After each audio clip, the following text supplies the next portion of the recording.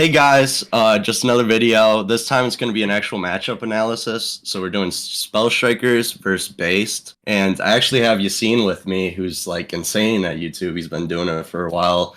And he's gotten top 8 at YCS, I know, with Cyber Dragons, which is something that's crazy that people have done, you know, in the recent years to me, because that deck was never good except on Duel Links. So Yacine, can you tell him a little bit about yourself?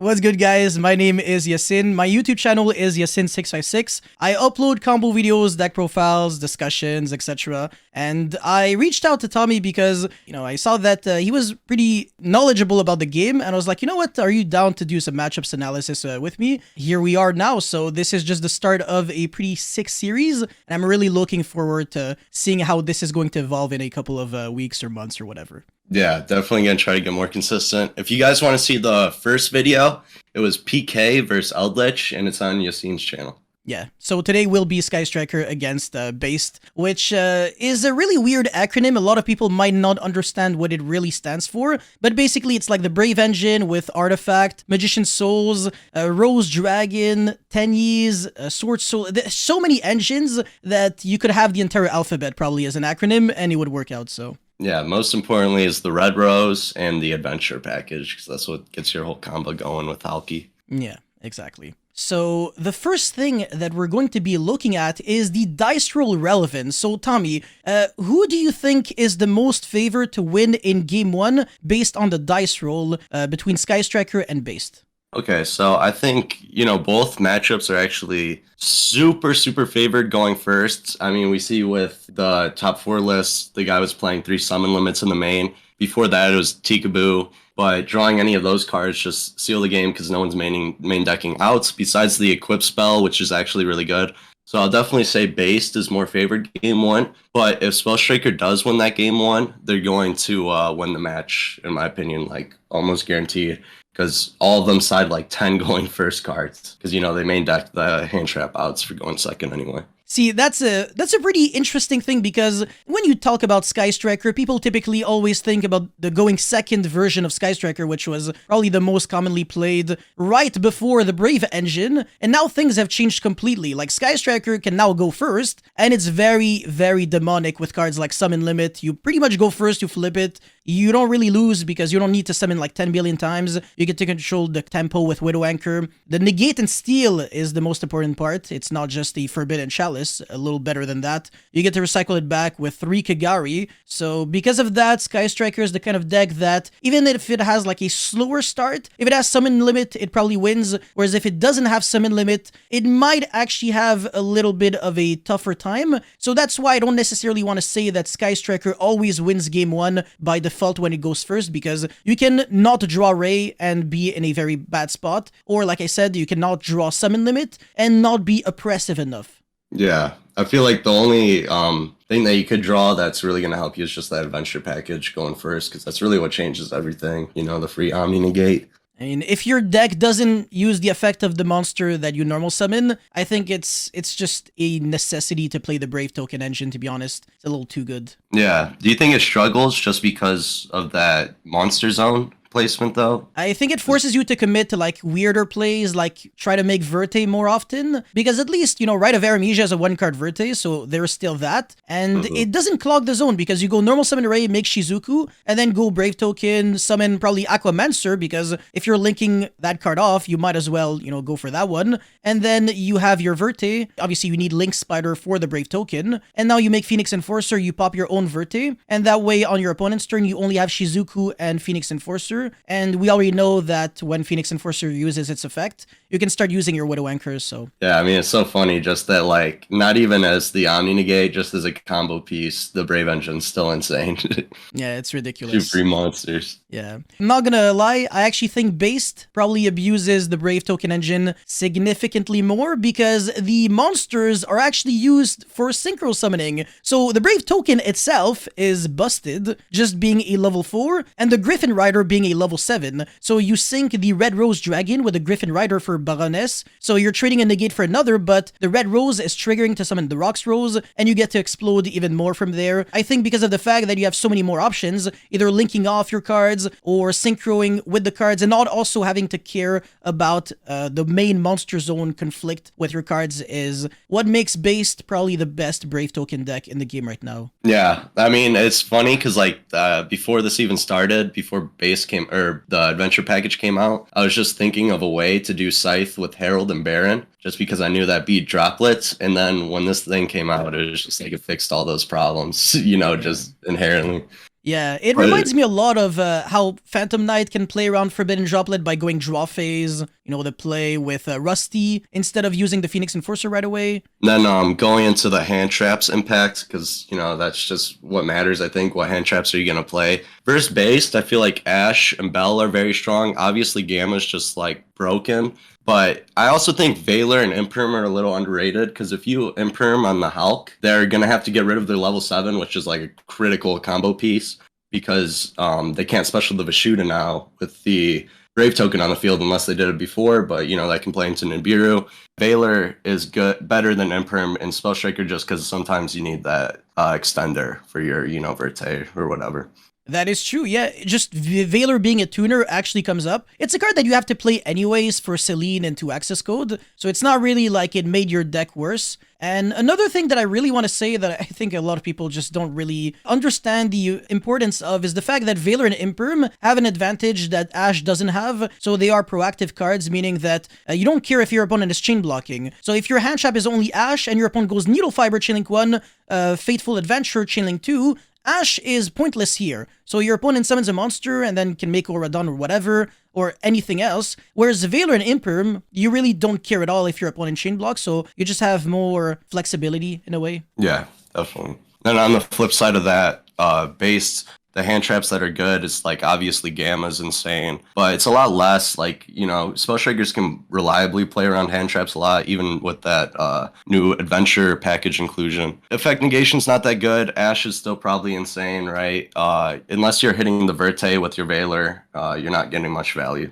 That is very true. Like, if you have an IMPERM, you are forced to hold it for either your opponent being good at the game and drawing, like, Fusion Destiny into Phoenix Enforcer, or, you know, on the Verte, as you said, because IMPERM on a Shizuku to search Engage on end phase, unless you're trying to grind out your opponent, doesn't really get you far enough. So, yeah, hand traps do not really have any guarantees against control decks in general, to be honest. Mm-hmm. Yeah, Eldlich, Striker. 2 main ones that come to mind. And then another interesting point that we want to go over is just consistency, because, you know, one of these decks is 40 cards, one of these decks is 60 cards. What problems come with that? Inherently, I think, you know, a problem with 40 cards is just multiples. How reliable is your deck with multiples? You know, when I played Swordsoul, it really sucked when I drew 2 Vessel because it's just one card that doesn't exist. And I feel like Strikers can have the same problem, you know, drawing 2 Widow Anchor, drawing 2 Ashe, it's not very good. The 60 card deck obviously plays way more bricks. So if you get stopped by one hand trap with the Striker deck and you open one of those bricks, you could be screwed, especially if you don't have an Illusion of Chaos to put it back. That is one big thing that you can actually do with the 60 card based, is that even if the worst case scenario happens and you draw like your Mare, you can still go Illusion of Chaos, put it back, and keep playing from there. So drawing the bricks really isn't the end of the world when you have the options to play with them. In Sky Striker, it's not really that you're playing Garnets, but you're playing Taketomborgs, cards that you'd rather not draw because you're probably going to use them from the hand, like the Destiny Hero monsters. You're definitely not trying to draw them at all. And of course, there are a lot of Sky Striker cards that are called like toilet paper cards, as in if you draw them, you're probably not getting any play started with them. Like Afterburner, when you brick, achieves nothing. You always need Ray to kind of capitalize off of your other cards. So yeah, you really need these kind of juice cards. It's a funny paradox, you know, the 40 card against 60 card consistency debate, because in 40, you see your very good cards more often, sure, but exactly as you said, Tommy, you also see duplicates more often, and you see the bad cards more often, whereas in 60, if your deck just has a bunch of good cards, you're drowning the bad cards and you're drawing the good cards more often, but not necessarily as, you know, duplicates. So I actually think 60 card makes a lot of sense, even when that grass looks greener isn't even a card. Yeah, and, you know, one more caveat to that is it's just so important to when you play your hand traps. Like I said, not holding your Veiler as the spell striker, doing it just straight away on that Hulk, or maybe even ashing the illusion of chaos. It's just so important, and me and you have talked about this before, just like that the spell striker player plays perfectly, because if you're not properly playing your hand traps, it's just going to be so hard to win out in that tournament, because it is a control deck, and it's a lot of 1-for-1s, and you're lucky to get a +1 with this deck. Yeah, that is true. There is a significant difference between an average Sky Striker player and a very, very good Sky Striker player. It almost feels like it's a completely different deck. Definitely. And Cody's told me the same thing. Now, for the 60 card decks, being able to blow out the Sky Striker deck, what do you think Sky Striker is the most scared of outside of, I guess, generic Omni Negates? Yeah, I mean, they're scared of what everyone else is scared of, and it's that Scythe, because, I mean, what are you going to do? If I Scythe you, probably just Griffin, your best case, or just set some cards, go second. You pretty much just lose to the same thing everyone else loses to, even though you're a control deck. It's not like Eldlich in that way where you can actually play still.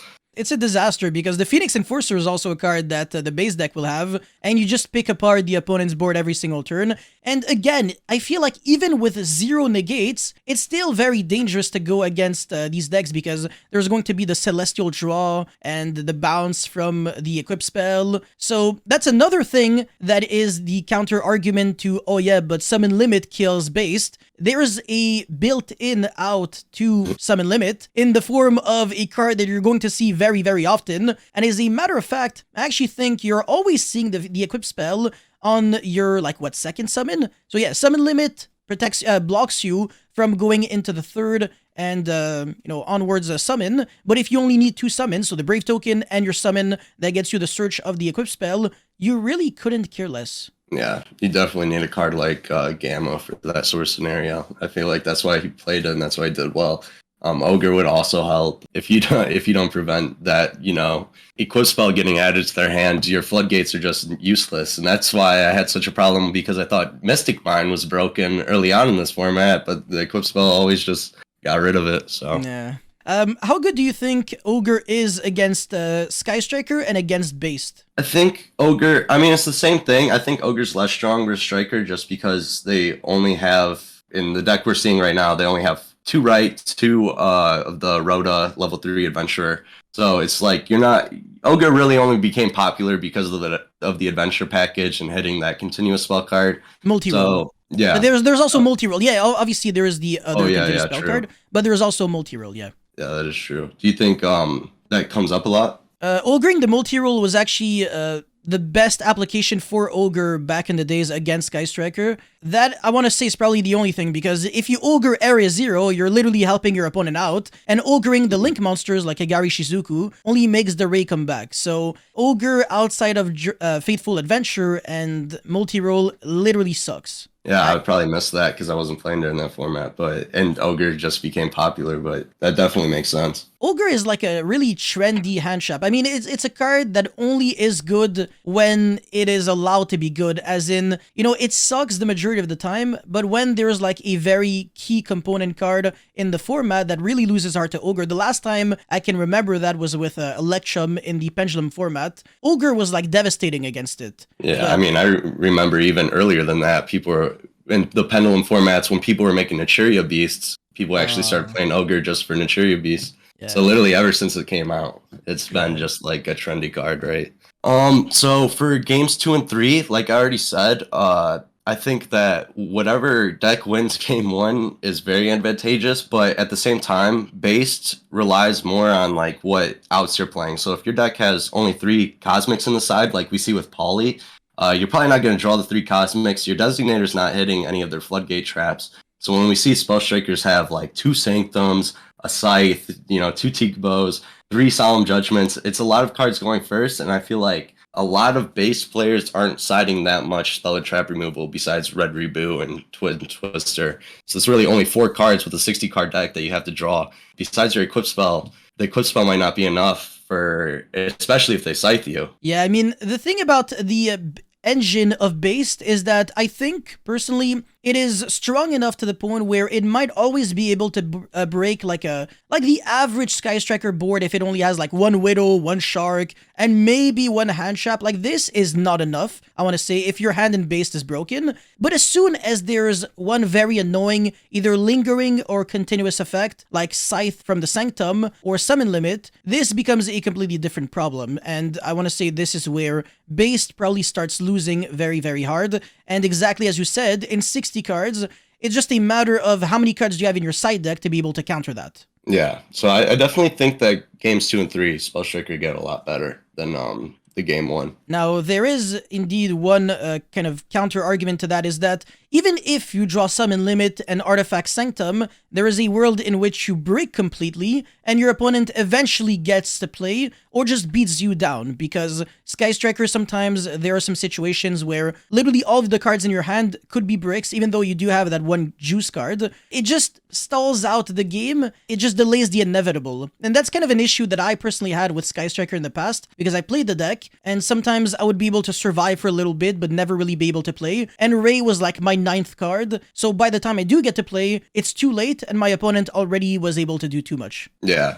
definitely, because I mean, we see that there's not even I mean, this isn't a link deck, so even though we play Access Code Talker, it's not easy to make to, you know, actually go for game after we scythe you with our Sanctum or whatnot. Yeah, I mean, there's a huge difference between scything someone when you're playing a combo deck and scything someone when you're playing a control deck. Scything someone when you play a combo deck means you're killing next turn, whereas in a control deck means you're capitalizing off of the fact that your opponent basically did nothing, so that you can recycle back your resources, like get back another interruption with the Kigari, search another card with Shizuku, maybe get more back row with the multi-roll, which probably might double the amount of interruptions that you have, but then maybe your opponent's top deck for next turn might be a Lightning Storm, which completely cancels out all the advantage that you were able to get, and that gets you back to square one. Yeah, and then especially with even Designator, it just helps versus that scythe. Now, one question that I do have to ask you, Tommy, is do you think that Sky Striker needs to be deck built in a way to be very anti-meta, or it can afford to like not really compromise on consistency, make it as a proactive deck as possible by keeping, you know, a lot of good matchups all across the table? No, I think you definitely have to sacrifice the consistency just to play those blowout cards, because if you're not scything through droplets, your turn one's just way worse than most others. And then if your deck's not more consistent, I would just compare it to Swordsoul, because, you know, Swordsoul doesn't make a scythe lock, they just make a good board. So if your deck's less consistent than Swordsoul and you're not doing the scythe combo, then it's just worse, right? So because we're able to play so many hand traps and summon limit because our engine's not that big, I definitely just think you need those cards, like Summon Limit. Which puts us in a really weird situation, because you have hand traps, but you also have going first cards like Summon Limit, which do absolutely nothing going second. So sometimes you might draw the exact opposite of what you need. Summon Limit going second, or too many hand traps going first. Yeah, it's definitely a dice roll sometimes, and, you know, that's just the format we're in. Formats like those come and go. So Sky Striker just, I don't want to say it needs to win the lottery on a lot of different levels. You know, the consistency, the power, the dice roll, all those dimensions are very important. But a lot of things have to go the right way for Sky Striker to win. And on top of that, you have to be good. Like, again, someone who just started playing Yu-Gi-Oh! And is picking up Sky Striker, I definitely don't recommend you that. I think you're going to have a very bad win rate. I mean, yeah, and one thing I've always said about a deck like Sky Striker is I don't think it can win an event, but like you said, if you're a really good player, you might have a guaranteed top 4, because we kind of see Sky Striker always in top 4, and my belief behind that is just that they're outplaying their opponents up to that point, and then they play someone that plays perfect versus the deck, and that's when they get knocked out, you know, really late. Yeah, there's also a psychology aspect. Again, because we've discussed this with back row decks, a lot of people are very scared against, you know, trap cards, quick play spell cards like Widow Anchor that can steal. Sometimes people have to, you know, commit to like worse plays, and you're like, oh, well, I didn't even have real cards anyways, they were bluffs. So you played around cards that I never had, and therefore I can actually win the game from there. Yeah, and what's so fun about Striker, at least, is that you can make those calls. Like, whatever you think the event's going to be most represented, you can play towards it because you have extra space in your deck for that. Yes, this is the advantage that low engine count decks have. The fact that obviously, since you don't need to play that many cards, you have way more freedom in your utility cards like hand shops and board breaking cards, etc. So it really is up to you whether you want to play going first or going second Sky Striker. But I actually think that going second Sky Striker might be a little suicidal in a format like this one, where you're just asking to get sight, and maybe drawing hand traps might not be enough to prevent your opponent from going into Baroness and Herald of the Arclight, which are going to be absolute dreadful for you. Yeah, and that's reflected with like this deck because, you know, there's that inherent Striker's good going second, but so let's just put all these going first side deck cards in our deck, you know, so we got the blowout. So it's definitely a proven method now. One thing I would say, if you are a new player, I would consider even like Prank Kids over this deck, just because I feel like Prank Kids, it's a one-card engine, you know, one-card combo, and you get a lot of room for other stuff. So I think that deck's like slightly better, just when comparing the two. It has to play less weird cards, I want to say. Like, all the Prank cards are basically the same card. It's kind of like playing like 15 arrays, in a way, if you're playing like 3 of every single card. And you don't have to play like all those weird different one-ofs, like one multi-roll, one afterburner, one shark cannons. You don't really have to waste your brain capacity with this. So Prank Kids is a little more limited in what it can do, but it's very consistent, and I think you can learn the combos very, very fast. So I do agree with you on that one. I think Prank Kids is a much more beginner-friendly deck than Sky Striker is. Yeah, and you might not be playing that Floodgate, but at least you're doing double Raigeki on your opponent's turn, which, you know, might be as good as Scythe. Or yeah, even honestly. 3 Raigekis sometimes, you know. And you're summoning 3 monsters from your deck while you're doing it, so your next turn is going to be, like, disgusting. Yeah, and you can play Floodgate like Skill Drain if you really wanted to try. So, in conclusion, Tommy, do you think Sky Striker or Based should win a match more often? And what percentage would you give the winner? I would say it's probably 65-35 favor for Based. Would say that Striker, though, really shines against a lot of other decks. Besides Swordsoul, I don't think it has a good Swordsoul matchup. I already knew for last YCS, although I didn't play, my plan was like only playing this base deck or Print Kids. Those were the only 2 options for me. Yeah, I mean, I just planned on not playing because I don't enjoy the format. But yeah, if I had to play in this YCS, in hindsight, I probably would have picked Based. I think the deck is a little too good. It does too many things, and I don't think people understand the deck enough. So if you're just good at deck building, you can really catch people off guard with a deck like Based, and people would be like, oh, can I read this card? And whenever people ask you this question, can I read your card? You know that you're probably going to win the game, to be honest. Yeah, definitely. Especially in Remote Duel, where you can't even pick the card up and my opponent's just lying. Like, what the effect does. But yeah, I mean, the only reason I think Base is definitely the best deck right now, but there are decks that, like you said, are advantageous to misplays. You know, Prank Kids, if your opponent misplays, it's just so free. That's all I was thinking about. I think that concludes, you know, this little segment. We're going to try to do these week to week. I appreciate you talking about this with me, Yacine.